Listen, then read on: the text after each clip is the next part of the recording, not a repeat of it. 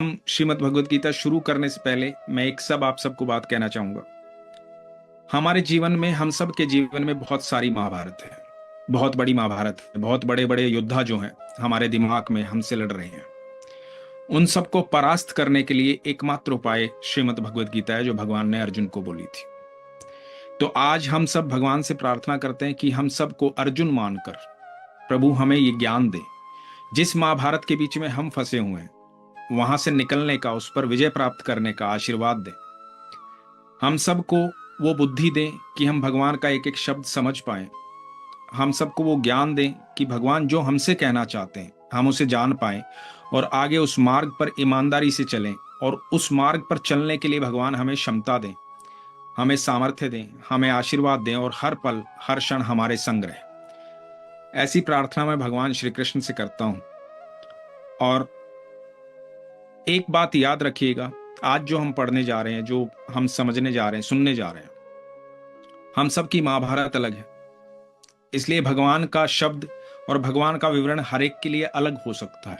हो सकता है श्रीमद् भगवद गीता जिस प्रकार मैं समझूं उस प्रकार आप ना समझे, और जिस प्रकार आप समझे उस प्रकार आपका कोई साथी ना समझे, क्योंकि हम सबकी महाभारत अलग है। तो बड़े ध्यान से एक एक शब्द को सुनिएगा। उसके बाद आपके मन में जो प्रश्न आए, जब पाठ हो जाए तो आप पूछिएगा।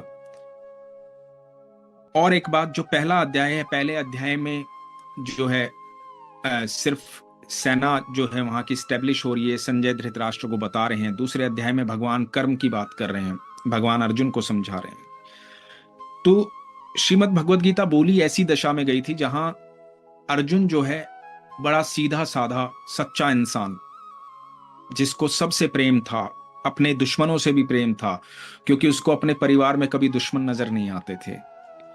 जिस पितामह भीष्म ने बचपन में उंगली पकड़ के चलना सिखाया था, जिस गुरु द्रोण ने उनको शिक्षा दी थी, वो सब सामने खड़े थे। और अर्जुन बड़े भावुक थे सबको लेकर के। हम भी अपने जीवन में कई बार बहुत भावुक होते हैं, अपनों को लेकर के, अपने मित्रों को लेकर के, अपने रिश्तों को लेकर के, और उस भावना में हम अपने जीवन को नष्ट कर देते हैं, खो देते हैं। कई बार हमारा डिटैच होना बहुत जरूरी होता है, त्यागना बहुत जरूरी होता है। हम उस त्याग को समझ नहीं पाते, हम उसको अपनाए रखते हैं। कई बार इतना मोह बढ़ जाता है कि हमारे जीवन में हमारे साथ जो हमें पता है कि ये हमारा नुकसान कर रहा है, हमें मानसिक तौर पे, आंतरिक तौर पर हर तरह से हमारी व्यवस्था को खराब कर रहा है, हमारे जीवन में कष्ट दे रहा है, फिर भी हम मोहवश उससे जुड़े रहते हैं। हम अपने जीवन को जीना नहीं चाहते, ना कहीं और ध्यान लगाना चाहते हैं। यहां भगवान ये कहते हैं कि जब आपको कष्ट हो इस प्रकार का, जब आप दुखी हो इस प्रकार की भावनाओं में आए, तो ये सोच लें कि आप मेरी शरण में आ जाएं और समर्पण कर दें। और जब आप मुझे समर्पित हो जाएंगे और बाकी सब चीजों को, जो व्यवस्थाएं, उसको ही मान लेंगे कि ये सारी व्यवस्थाएं अपने आप हो रही हैं, इसमें आप कहीं दोषी नहीं है, आप यदि इनको त्याग देंगे कोई दोष नहीं है, तो आपका जीवन सुखमय हो जाएगा और आपको ईश्वर जो ज्ञान देना चाहते हैं वो आपको प्राप्त होगा। ये सच है। ये मैं सब पढ़ने के बाद बोल रहा हूं, हर धर्म को जानने के बाद बोल रहा हूं, उन सब को पढ़ने के बाद बोल रहा हूं कि आप जब समर्पण में आते हैं, भगवान के सानिध्य में आते हैं, भगवान श्री कृष्ण के सानिध्य में आते हैं, तो आपके जीवन में सिर्फ मुस्कुराहट रह जाती है। क्योंकि इस इतनी बड़ी महाभारत में, जहां सब लोग एक दूसरे के प्रति द्वेष, ईर्ष्या, दुश्मनी, प्रेम, घृणा सब लेकर के इस मैदान में आए थे, कुरुक्षेत्र के मैदान में, जहां सबके मन में बहुत सारे तूफान चल रहे थे, बहुत सारे उद्दंडता चल रही थी, बहुत सारी चीजें दिमाग में चल रही थी, वहां पर सिर्फ एक थे जो मुस्कुरा रहे थे, वो भगवान श्री कृष्ण थे। और वही भगवान श्री कृष्ण हमको मुस्कुराहट देना चाहते हैं। यदि आपने गीता को सही से समझ लिया, अपने जीवन में अपना लिया, और आपने भगवान के शब्दों को समझ करके स्वीकार कर लिया, तो आप यकीन मानिएगा, आपके चेहरे से वो मुस्कुराहट कभी गायब नहीं होगी। चाहे आप कितने भी बड़ी महाभारत में फंस जाएं, चाहे युद्ध कितना भी बड़ा हो, आप हमेशा मुस्कुराते रहेंगे, क्योंकि आपको पता है कि करने वाले आप नहीं है, करने वाले श्री कृष्ण है।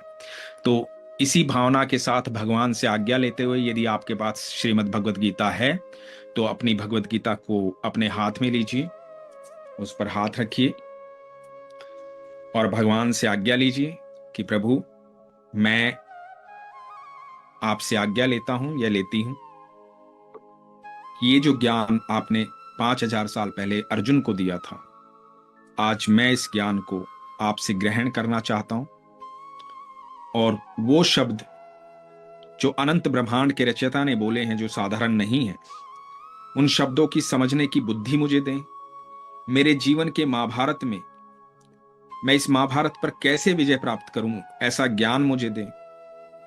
इस मोहपाश की दुनिया में जहां मैं फंसा हुआ हूं, जहां चारों तरफ हर कोई मुझसे संबंधित है, जिन सबको मैं अपना समझता हूं, वो मुझे पता नहीं अपना समझते हैं या नहीं समझते हैं, लेकिन मैं सबको अपना समझता हूं और मुझे लगता है कि मैं हर जगह सही हूं। तो मेरे इस भ्रम को भी दूर करे कि मैं कहां सही हूं और कहां गलत हूं। इस सारे भ्रम को दूर करते हुए, मुझे ज्ञान देते हुए, मुझे इस महाभारत से बाहर निकालें और अपनी शरण मिलें। ऐसी प्रार्थना करके मैं भगवान, आपके शब्दों को समझने की क्षमता रखते हुए मैं इस गीता पाठ को शुरू करता हूं। हरे कृष्ण। धृतराष्ट्र बोले, हे संजय, धर्म भूमि कुरुक्षेत्र में एकत्रित युद्ध की इच्छा वाले मेरे और पांडु के पुत्रों ने क्या किया? संजय बोले, उस समय राजा दुर्योधन ने व्यूह हर रचना युक्त पांडवों की सेना को देखकर और द्रोणाचार्य के पास जाकर ये वचन कहा, हे आचार्य, आपके बुद्धिमान शिष्य द्रुपद पुत्र धृष्टद्युम्न द्वारा व्यूहाकार खड़ी की हुई पांडु पुत्रों की इस बड़ी भारी सेना को देखिए। ये बात दुर्योधन कहता, इस सेना में बड़े बड़े धनुष वाले तथा युद्ध में भीम और अर्जुन के समान शूरवीर, सात्यकी और विराट तथा महारथी राजा द्रुपद, धृष्टकेतु और चेकितान तथा बलवान काशीराज, पुरुजीत, कुंती भोज और मनुष्यों में श्रेष्ठ शव्य, पराक्रमी युद्धामन्यु तथा बलवान उत्तमौजा, सुभद्रा पुत्र अभिमन्यु एवं द्रौपदी के पांचों पुत्र, ये सभी महारथी हैं। अभी दुर्योधन जो है, सारी सेना का वर्णन करना है, पांडवों की सेना का वर्णन कर रहा है। हे ब्राह्मण श्रेष्ठ, अपने पक्ष में भी जो प्रधान है उनको आप समझ लीजिए। आपकी जानकारी के लिए मेरी सेना के जो जो सेनापति हैं उनको बतलाता हूं। आप द्रोणाचार्य और पितामह भीष्म तथा कर्ण और संग्राम विजयी कृपाचार्य तथा वैसे ही अश्वत्थामा विकर्ण और सोमदत्त का पुत्र भूरिश्रवा, और भी मेरे लिए जीवन की आशा त्याग देने वाले बहुत से शूरवीर, अनेक प्रकार के शास्त्रों से सुसज्जित और सब के सब युद्ध में चतुर है। दुर्योधन को बड़ा गर्व महसूस हो रहा है कि इतने बड़े बड़े योद्धा, और वाकई दुर्योधन का जो ये गर्व महसूस करने का उस समय जो वो था, उसे गर्व महसूस होना भी चाहिए था, क्योंकि उसकी सेना के अंदर जो योद्धा थे वो ऐसे योद्धा थे जो बहुत पराक्रमी थे।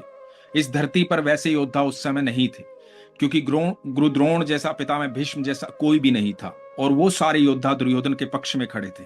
तो उसे बड़ा गर्व महसूस हो रहा था इस बात पर कि मेरे पक्ष में इतने बड़े बड़े योद्धा आज खड़े हैं। भीष्म पितामह द्वारा रक्षित हमारी वो सेना सब प्रकार से अजय है, और भीम द्वारा रक्षित इन लोगों की ये सेना जीतने में सुगम है। इसलिए सब मोर्चों पर अपनी अपनी जगह स्थित रहते हुए आप लोग सभी निसंदेह भीष्म पितामह की ही सब ओर से रक्षा करें। कौरवों में वृद्ध बड़े प्रतापी पितामह भीष्म ने उस दुर्योधन के हृदय में हर्ष उत्पन्न करते हुए उच्च स्वर से सिंह की दहाड़ के समान गरज कर शंख बजाया।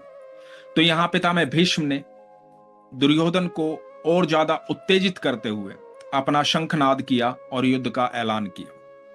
इसके पश्चात शंख और नगारे तथा ढोल, मृदंग और नरसिंगे आदि बाजे एक साथ ही बज उठे। उनका वो शब्द बड़ा भयंकर हुआ। अब जो कौरव की जो सेना थी वो सब अपने अपने शंख बजाने लगे और उन्होंने युद्ध का ऐलान किया। इसके अनंतर सफेद घोड़ों से युक्त उत्तम रथ में बैठे हुए श्री कृष्ण महाराज और अर्जुन ने भी अलौकिक शंख बजाए।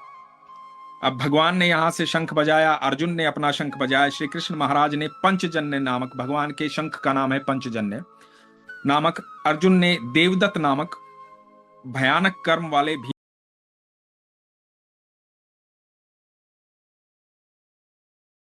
कृष्ण ने भी शंख बजाया। कुंती पुत्र राजा युधिष्ठिर ने अनंत विजय नामक और नुकुल तथा सहदेव ने सुघोष और मणि पुष्पक नामक शंख बजाए। सबने अपना शंखनाद किया। श्रेष्ठ धनुष वाले काशीराज और महारथी शिखंडी एवं धृष्टद्युम्न तथा राजा विराट और अजय सात्यक, राजा द्रुपद एवं द्रौपदी के पांचों पुत्र और बड़ी भुजा वाले सुभद्रा पुत्र अभिमन्यु, इन सभी ने हे राजन सब ओर से अलग अलग शंख बजाए। सब ने शंखनाद किया और युद्ध के आरंभ का ऐलान किया। और उस भयानक शब्द ने आकाश और पृथ्वी को भी गुंजाते हुए धृतराष्ट्रों के अर्थात आपके पक्ष वालों के हृदय विदीर्ण कर दिए। ये शंखनाद ऐसा था जो भगवान ने शंख बजाया, अर्जुन ने बजाया, कि एक बार कौरव हिल गए थे, क्योंकि तीनों लोकों में वो गूंज थी, क्योंकि स्वयं भगवान ने शंख बजाया था। ये साधारण बात नहीं थी। हे राजन, इसके बाद कपिध्वज अर्जुन ने मोर्चा बांधकर डटे हुए धृतराष्ट्र संबंधियों को देखकर उस शस्त्र चलाने की तैयारी के समय धनुष उठाकर ऋषिकेश श्री कृष्ण महाराज से ये वचन कहा, हे अच्युत, मेरे रथ को दोनों सेनाओं के बीच में खड़ा कर दीजिए। क्योंकि भगवान सारथी थे, भगवान को वही करना था जो अर्जुन को कहना था। तो भगवान ने उस धर्म को निभाया। अर्जुन ने कहा, अर्जुन, यहां पर जिक्र किया गया है कि अर्जुन के रथ पर कपि ध्वज था, एक ध्वज था जिस पर महाबली हनुमान जी विराजमान थे और स्वयं भगवान उस रथ पर विराजमान थे। तो भगवान को कहा कि दोनों सेनाओं के मध्य में इस रथ को ले चलिए, क्योंकि अर्जुन ये जानना चाहता था कि युद्ध कौन कौन करने आया है। और जब तक कि मैं युद्ध क्षेत्र में डटे हुए युद्ध के अभिलाषी इन विपक्षी योद्धाओं को भली प्रकार देख लूं कि इस युद्ध रूप व्यापार में मुझे किन किन के साथ युद्ध करना योग्य है, तब तक उसे खड़ा रखिएगा। तो माना जाता है कि जिस समय भगवान युद्ध को के बीच में मध्य में रथ को ले गए थे, उस समय रुक गया था, क्योंकि उसी समय भगवत गीता भगवान ने 18 अध्याय भगवान ने कहे थे अर्जुन को। तो जानना चाहता था अर्जुन युद्ध के मध्य में जाकर के कि कौन कौन इस व्यापार में, मतलब ऐसे युद्ध में कौन कौन हिस्सा लेने आया, कौन कौन मेरे विपक्ष में आया, कौन कौन मुझे मारने आया। दुर्बुद्धि दुर्योधन का युद्ध में हित चाहने वाले जो ये राजा लोग इस सेना में आए हैं, इन युद्ध करने वालों को मैं देखूंगा। संजय बोले, हे धृतराष्ट्र, अर्जुन द्वारा इस प्रकार कहे हुए महाराज श्री कृष्णचंद्र ने दोनों सेनाओं के बीच में भीष्म और द्रोणाचार्य के सामने तथा संपूर्ण राजाओं के सामने उत्तम रथ को खड़ा करके इस प्रकार कहा कि हे पार्थ, युद्ध के लिए जुटे हुए इन कौरवों को देख। अब भगवान ने कहा कि देखो, मैं मध्य में ले आया हूं, अब देखो इन सब कौरवों को, बड़े ध्यान से देखो अर्जुन। इसके बाद प्रथापुत्र अर्जुन ने उन दोनों ही सेनाओं में स्थित ताऊ, चाचों को, दादों को, परदादों को, गुरुओं को, मामाओं को, भाइयों को, पुत्रों को, पौत्रों को तथा मित्रों को, ससुरों को और सुहृदों को भी देखा। उन उपस्थित संपूर्ण बंधुओं को देखकर वे कुंती पुत्र अर्जुन अत्यंत करुणा से युक्त होकर शोक करते हुए ये वचन बोले। इन सब को देखकर जब उसने देखा कि पितामह भीष्म खड़े हैं, जिन्होंने बेहद प्रेम किया है, बचपन में चलना सिखाया, अपनी गोदी में खिलाया, मेरे गुरु द्रोण खड़े हैं जिन्होंने मुझे शिक्षा दी, इन सब को देख करके, अपने चाचाओं को देख करके, अपने ताऊओं को देख करके, क्योंकि ये महाभारत था, सब योद्धाओं ने युद्ध में हिस्सा लिया था। कहा जाता है कि ये इतना बड़ा युद्ध था कि इस पृथ्वी पर जितने महान योद्धा थे दूर दूर से इस युद्ध में हिस्सा लेने आए थे। तो जब सबको अर्जुन ने देखा, सब परिचित चेहरे थे जिनके बीच में बचपन बीता था, जिनको बचपन से देखता आया था, उन सबको अपने खिलाफ, अपने सामने खड़ा हुआ देखा कि ये सब मुझे युद्ध करने आए, तो अर्जुन भावुक हो गया। अर्जुन को लगा कि ये कैसे संभव है कि पितामह भीष्म खड़े हैं, गुरु द्रोण खड़े हैं, ऐसे ऐसे लोग खड़े हैं, ये कैसे संभव है। तो बड़ा भावुक हो गया। हम भी कई बार भावुक हो जाते हैं अपने जीवन में, मोह में बंद करके कुछ चीजों को हम त्याग नहीं पाते हैं। इसलिए गीता का एक एक शब्द बड़े ध्यान से सुनिएगा। अर्जुन बोले, हे कृष्ण, युद्ध क्षेत्र में डटे हुए युद्ध के अभिलाषी इस स्वजन समुदाय को देखकर मेरे अंग शिथिल हुए जा रहे हैं और मुख सूखा जा रहा है तथा मेरे शरीर में कंप एवं रोमांच हो रहा है। अर्जुन कांप रहा था, अर्जुन स्थिर हो गया था, मुंह सूख गया था देख करके। उसे विश्वास नहीं हो रहा था कि ऐसे ऐसे लोग सामने आए हैं, इन सब से युद्ध करने आया हूं मैं। हाथ से गांडीव धनुष गिर रहा है और त्वचा भी बहुत जल रही है तथा मेरा मन भ्रमित सा हो रहा है, इसलिए मैं खड़ा रहने के भी समर्थ में नहीं। अर्जुन के हाथ से गांडीव गिर गया जब उसने देखा कि मेरे परिचित लोग आज युद्ध में आए हैं, मतलब इन सबको मुझे मारना है, इन सब के साथ युद्ध करना है। तो उसका शरीर कांपने लगा, हाथ कांपने लगे। हे केशव, मैं लक्षणों को भी विपरीत ही देख रहा हूं, तथा युद्ध में स्वजन समुदायों को मारकर कल्याण भी नहीं देखता हूं। अर्जुन को लगा कि मैं इन सबको मार दूंगा तो इसमें कल्याण की क्या बात है, ये तो मेरे परिवार है, मेरे परिचित है, इन सबको मार दूंगा तो मेरा कल्याण कहां होगा इसमें। अब अर्जुन भगवान को अपना सांसारिक ज्ञान दे रहा है। अभी भगवान अपना ज्ञान नहीं दे रहे हैं, अर्जुन भगवान को वो ज्ञान दे रहा है जो बचपन से उसने शास्त्रों में, वेदों में पढ़ा था, जो पूर्वजों से जाना था। भगवान को वो ज्ञान अर्जुन दे रहा है। तो अर्जुन कहता है, हे कृष्ण, मैं ना तो विजय चाहता हूं और ना राज्य तथा सुखों को ही। हे गोविंद, हमें ऐसे राज्य से क्या प्रयोजन है, अथवा ऐसे भोगों से और जीवन से भी क्या लाभ है। हमें जिनके लिए राज्य भोग और सुखादि अभिष्ट हैं, वे ही ये सब धन और जीवन की आशा को त्याग कर युद्ध में खड़े हैं। तो अर्जुन कह रहा है कि ऐसे राज्य से मुझे फायदा क्या है। जिनके लिए हम युद्ध करते हैं, विजय प्राप्त करते हैं, धन एकत्रित करते हैं, जिनके लिए ऐशो आराम की व्यवस्था हम करते हैं, वही सामने तो खड़े हैं, उनसे तो युद्ध करना है। तो उनसे युद्ध क्यों करूं मैं? सारी व्यवस्थाएं हो जाएंगी तो फिर किसके लिए व्यवस्था है, किसके लिए राजपाट, जब परिवार को ही मार दूंगा तो किस लिए चाहिए ये सब। तो हे मधुसूदन, गुरुजन, ताऊ, चाचे, लड़के और उसी प्रकार दादे, मामे, ससुर, पुत्र, साले तथा और भी संबंधी लोग हैं। हे मधुसूदन, मुझे मारने पर भी अथवा तीनों लोकों के राज्य के लिए भी मैं इन सब को मारना नहीं चाहता। फिर पृथ्वी के लिए तो कहना ही क्या है कि इनको मारकर मुझे तीनों लोकों का साम्राज्य भी मिल जाएगा तो क्या फायदा है। मैं अपने परिवार को ही खत्म कर दूंगा तो राज किस पर करूंगा। और पृथ्वी तो बड़ी साधारण चीज है, मैं तो तीनों लोकों की बात कर रहा हूं, वो भी मिल जाए तो मुझे नहीं चाहिए। हे जनार्दन, धृतराष्ट्र के पुत्रों को मारकर हमें क्या प्रसन्नता होगी। इन आताताइयों को मारकर तो हमें पाप ही लगेगा। यहां अर्जुन एक साधारण मनुष्य की बात करता है, जो उसने बचपन से ज्ञान लिया है, सीखा है अपने पूर्वजों से, वेदों से, शास्त्रों से। उन सबको भगवान को बोल रहा है कि इनको मार के तो मुझे पाप लगेगा, मैं इनको मार दूंगा तो पाप हो जाएगा। अतएव हे माधव, अपने ही बांधव धृतराष्ट्र के पुत्रों को मारने के लिए हम योग्य नहीं है, क्योंकि अपने ही कुटुंब को मारकर हम कैसे सुखी होंगे। यद्यपि लोभ से भ्रष्ट चित्त हुए ये लोग कुल के नाश से उत्पन्न दोष को और मित्रों से विरोध करने में पाप को नहीं देखते। हालांकि ये लोग जो मुझसे युद्ध करने आए, इनकी भावना ऐसी नहीं है जो भावना मेरी है, ये पापी हैं, ये तो आए ही युद्ध करने के लिए हैं। तो भी हे जनार्दन, कुल के नाश से उत्पन्न दोष को जानने वाले हम लोगों को इस पाप से हटने के लिए क्यों नहीं विचार करना चाहिए। मतलब ये दुर्बुद्धि है, हमें इस पर विचार करना चाहिए। हो सकता है कि कोई और तरीके से हम इनको समझा पाए, इनकी बुद्धि को सही कर पाए। हमें इस पर विचार करना चाहिए, बल्कि इनको मारना नहीं चाहिए। ये अर्जुन भगवान को कहता है। कुल के नाश से सनातन कुल धर्म नष्ट हो जाते हैं। धर्म के नाश हो जाने पर संपूर्ण कुल में पाप भी बहुत फैल जाता है। जब परिवार का नाश हो जाता है, परिवार खत्म हो जाता है, और इस तरह से खत्म हो जाता है, क्योंकि अर्जुन अपना ज्ञान दे रहा है कि इस तरह से परिवार खत्म हो जाएगा तो धर्म का नाश हो जाएगा, और धर्म का नाश हो जाएगा तो कुल में पाप फैल जाएगा। जो बाकी जो बचा होगा वहां पाप ही पाप रह जाएगा। हे कृष्ण, पाप के अधिक बढ़ जाने से कुल की स्त्रियां अत्यंत दूषित हो जाती। जब सब मर जाएंगे इस युद्ध में, सारे योद्धाओं को मार दूंगा, स्त्रियां अकेली रह जाएंगी घर पे। अब उनके साथ सामाजिक तौर पर उनके साथ बड़ा दुर्व्यवहार होगा, तो इसलिए इनको नहीं मारना है। और हे वार्ष्णेय, स्त्रियों को दूषित हो जाने पर वर्ण संकर उत्पन्न हो जाता है। स्त्रियां दूषित हो जाएंगी तो उनसे जो संतान उत्पन्न होगी तो वो पूरा क्या नाम खराब हो जाएगा, कुल खराब हो जाएगा।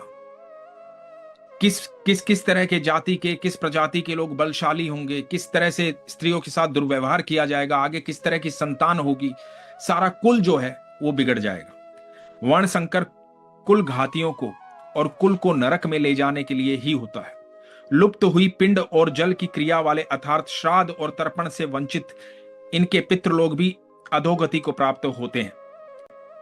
अब जब ऐसा हो जाएगा तो कोई श्राद्ध नहीं कर पाएगा, पिंड और जल की क्रिया वाले अर्थात श्राद्ध और तर्पण से वंचित इनके पितृलोग भी अधोगति को प्राप्त होते हैं।